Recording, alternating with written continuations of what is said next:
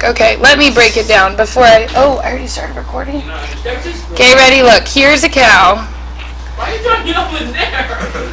Okay, why would I not draw it here? I'm not doing this problem. That's a great cow. Thank you. We'll give it a spotted eye.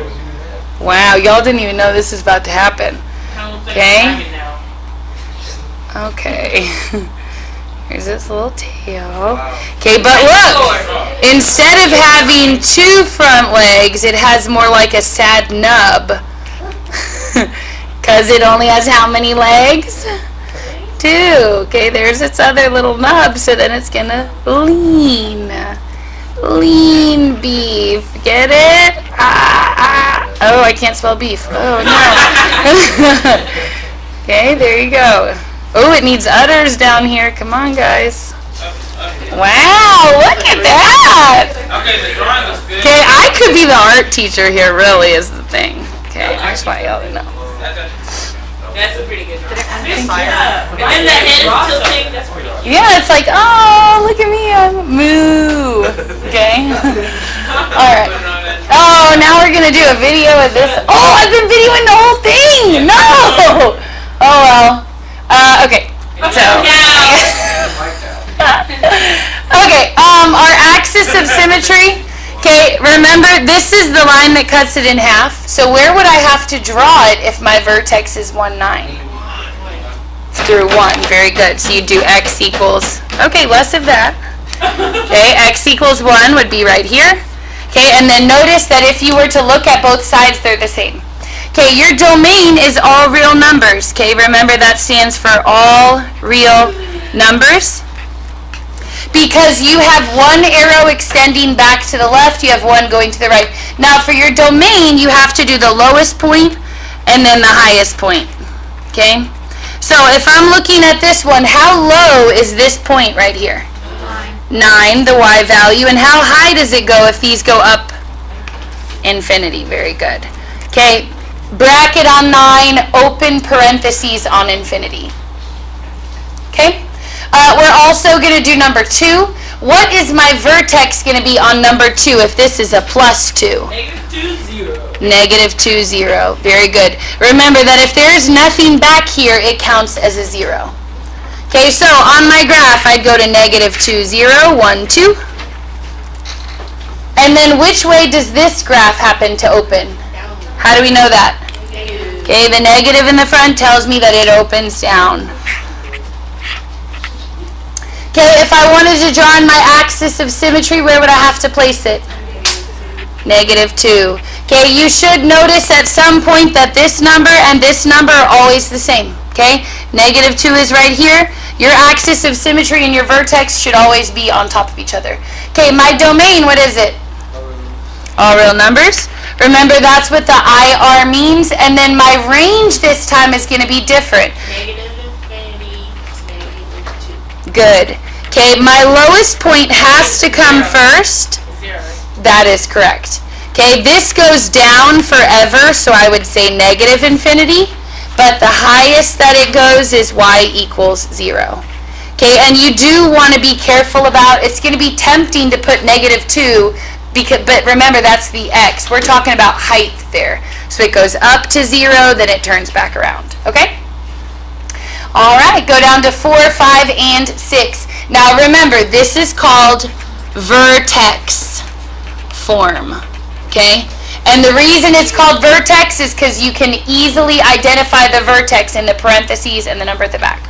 Okay, go down to the bottom. This is called standard form.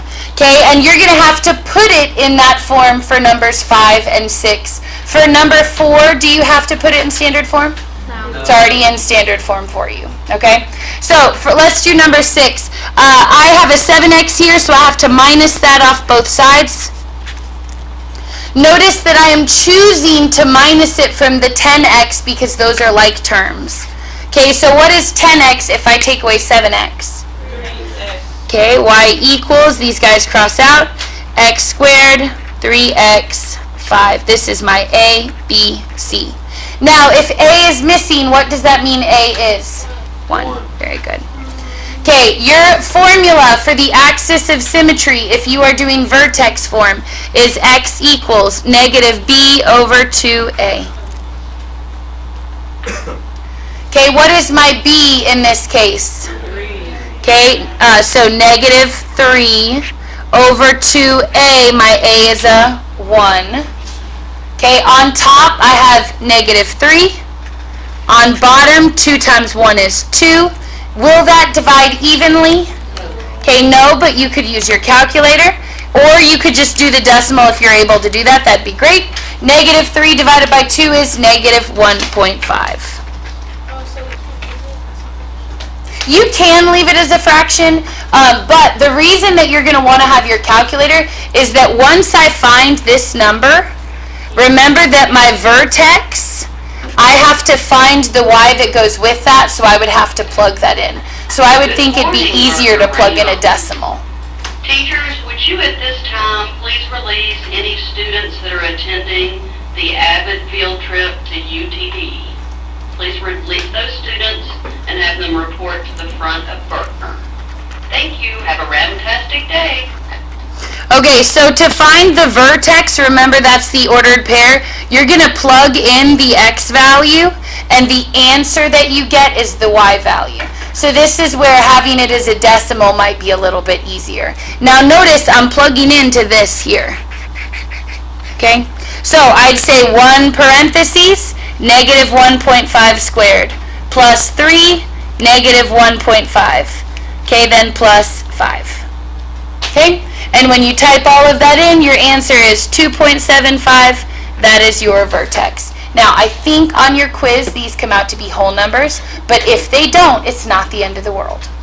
Okay, you have a calculator, you should be able to do it.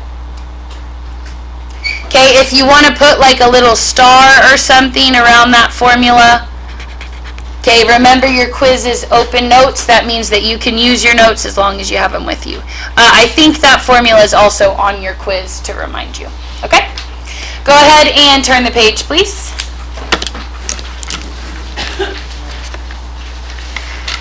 Okay, we are going to do the one on the bottom of the next page. So we talked about vertex form. We talked about standard form. Okay, now we're going to talk about factored form. Factored form. So look at your graph here to the right. Okay, a 0 means an x-intercept. Remember that we've talked about that before, an x-intercept. So if I'm looking at this graph, this is the x-axis right here. I see that I cross it twice. Okay, what are the two places that my graph crosses at? What numbers? Negative 2 and 3. Now, to find the axis of symmetry, do y'all remember what we do? I know it's always right in the middle, so I average them. Remember doing that? Oh yeah, you add them together. Okay, so to find the axis of symmetry, you need to average your zeros. And remember, to find an average, you add them up, divide by 2. So I do negative 2 plus 3, divide by 2. What is negative 2 plus 3? 1 over 2. And so if I go to my graph, notice that if this is 2, this is 1, then a half would be your little halfway mark right here.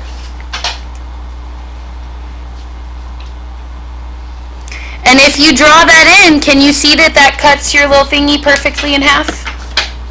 Okay, now on your quiz tomorrow, you don't have this graph. Okay, so this is to help you check your work. Okay, but tomorrow that is not there. Now, do you still have a graphing calculator? Yes. Could you use that to check your work sometimes? Sure. Okay, but all the time it won't be there. So remember, if you want the axis of symmetry, x equals a half, you would need to be able to average those. Okay, in factored form, remember it's y equals, and then you're going to write 2 parentheses. Remember that each parentheses should be the opposite of the 0. So if it's a negative 2, what would I put here? Okay, and if this is a 3, I'd put minus 3. Okay, now you guys are one of my brighter shooting star classes. So to find standard form, do you remember how to double distribute? Yeah. Okay, or does FOIL sound familiar or no on FOIL? Yeah? Okay, so however your teacher taught it, okay, this is not on your quiz, but this is like a bonus for you, okay? Because I know that a lot of y'all are really smart and should have taken pre-AP, but you chose regular. Okay, so when you double distribute, you would do x times x, x times minus 3. We're going to learn this later anyway. 2 times x and then 2 times negative 3. Yeah, I did it. I was in pre-AP. Great. Okay, calm down. Our little... Okay, what's x times x? 2x. x2. X squared, yep. X times minus 3 is minus 3x. Okay, then the reason it's called double distribution is that then you would go to your 2 and you would distribute. So what is 2 times x? 2x. 2x. What is 2 times minus 3? Negative 6. Negative 6. And then you take these middle guys and they're considered like terms, so you would combine them. Yeah. What would you get? Negative. So these are negative though. X squared minus x. There we go. 6. Oh, yeah. Ew. Okay, but remember, this is not on your quiz tomorrow. Okay? So it's kind of like, huh? Make a bonus. Sure. Yay! Just remind me tomorrow and you can write that bonus in. Okay?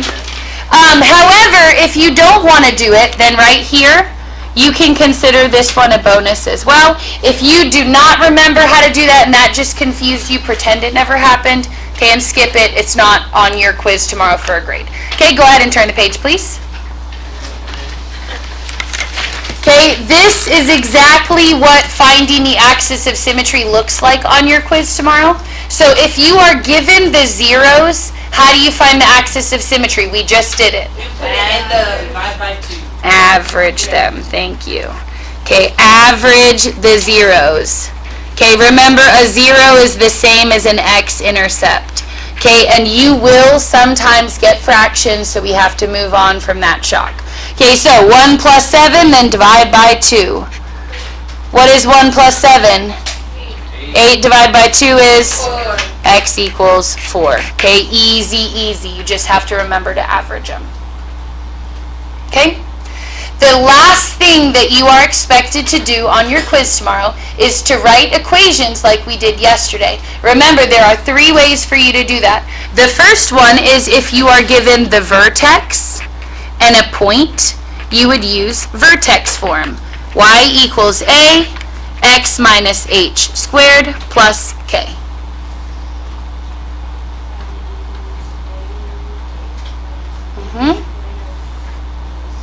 Okay? And so if I have the vertex, then I would go ahead and write it in vertex form.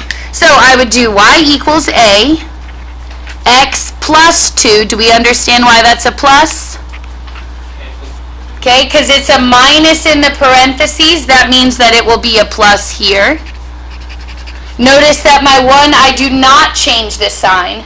And then from there, I'm going to use the second point here and here to find what A is. So what am I going to plug in for my Y? The 1 or the negative 17? Negative 17, A. Negative 17 equals A. Then what's my X? 1 plus 2 squared plus 1. Okay, then remember PEMDAS? Okay, the P stands for parentheses. That means I need to do this first. What's 1 plus 2? 3. So negative 17 equals A times 3 squared plus 1. Okay, but then what is 3 squared? That's the E for exponent. 9, so I have negative 17 equals, this is 9A plus 1. What would I do next? Minus 1, minus 1. So negative 18. Would it be negative 18? Yep. And then if negative 18 is 9A, what would I do last? Divide by 9.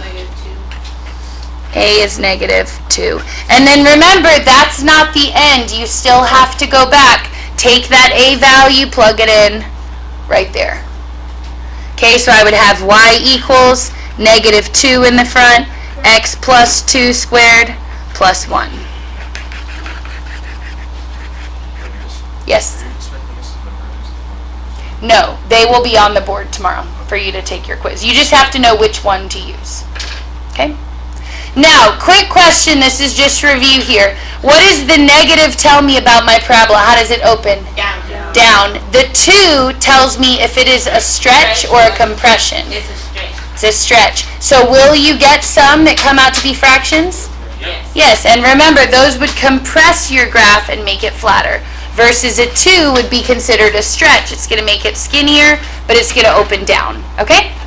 The next one that we are going to do is number 14. Or actually, no, let's do number 5. Real quick, cross this out. This is not the vertex. This is just a point. Okay? And number 14, and this should be 15 and 16. Okay, these are both the same. Do you see how you have the x-intercepts? And a point. Okay, so these are going to be the same. The form that you're going to do for these two, okay, I'm going to separate. So the top 3, you're going to use this one. Okay, but for these bottom 2, you're going to use this one. Y equals A, x minus P, x minus Q. And that's when you just plug them in and then you double distribute. Okay, don't double distribute. No. So first, let's look at our zeros. If my zeros are 9 and 2, notice that they're both positive. What will I put in here? The x value? Yeah, but I have to change the signs, right? So it'd be x minus 9, x minus 2. Right? Yeah. Okay, then what do I do with the extra point? You put it into Yeah, exactly like we did last time. I'm going to take this point and I'm going to plug it in for y and then for x. Now notice your x this time is in there twice. So when you plug it in, you need to make sure that you're using that 8 both here and here. And then right here, I'm going to put my 3. What is 8 minus 9 in this first one? -1. What is 8 minus 2? 6. What is -1 times 6? Okay, 3 equals -6a. What's my last step? Is that -2 for my answer? Okay, some of y'all do that. Nope, 6 is on the bottom. What should it be? 3 out of 6 is a half. Very good. Now, can you leave it as 3 over 6? Sure. Okay, but you should be able to convert that. That'd be -1/2. And then from there, you would do y equals, I'm going to have to squeeze it in down here at the bottom. Okay, y equals -1/2, x minus 9, x minus 2.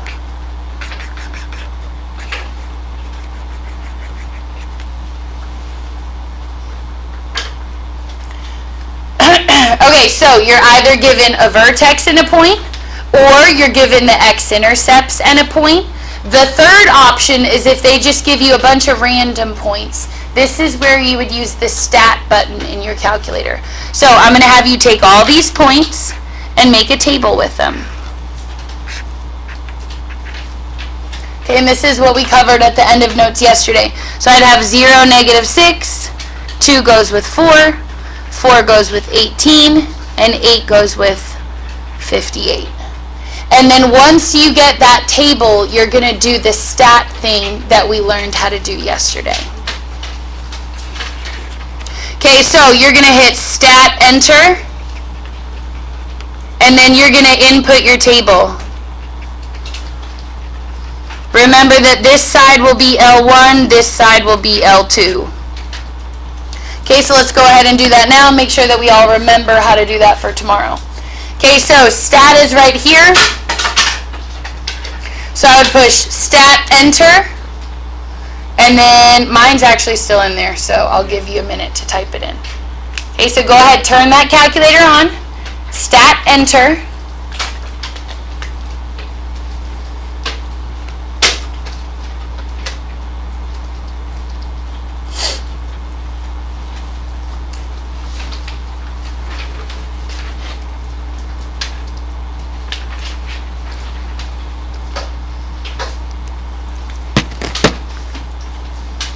Okay, type that table in. Remember, never push delete, only push clear if you're going to clear something out. Okay, then from there, you would hit stat calc.